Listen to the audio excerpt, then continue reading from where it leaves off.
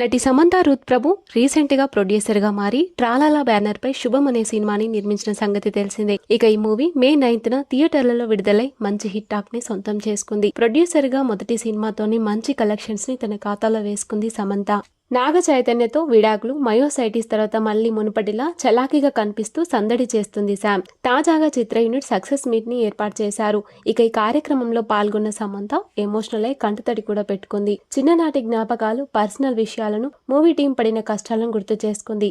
ఇక సమంత మాట్లాడుతూ నాగ చైతన్య యొక్క మేనమామ నిర్మాత సురేష్ బాబు గారి గురించి ఎంతో గొప్పగా చెప్పుకొచ్చింది. ఆయన ఎప్పుడు తనకి ఫ్యామిలీ మెంబర్ అని, తనకు ఏ సమస్య వచ్చినా వెళ్లి కలిసే వ్యక్తుల్లో ఆయన ముందుంటారని చెప్పుకొచ్చింది. అంతేకాదు శుభం సినిమా గురించి చెప్పగానే చేద్దామంటూ సపోర్ట్ చేశారంటూ సమంత వెల్లడించింది. సమంత నాగ చైతన్యతో విడాకులు తీసుకున్నప్పటికీ దగ్గుపాటి కుటుంబ సభ్యులతో ఇంకా టచ్ లోనే ఉంటూ మంచి రిలేషన్ ని కొనసాగిస్తుంది అంటూ ఆమె చేసిన వ్యాఖ్యలు విన్న వారంతా అభిప్రాయపడుతున్నారు.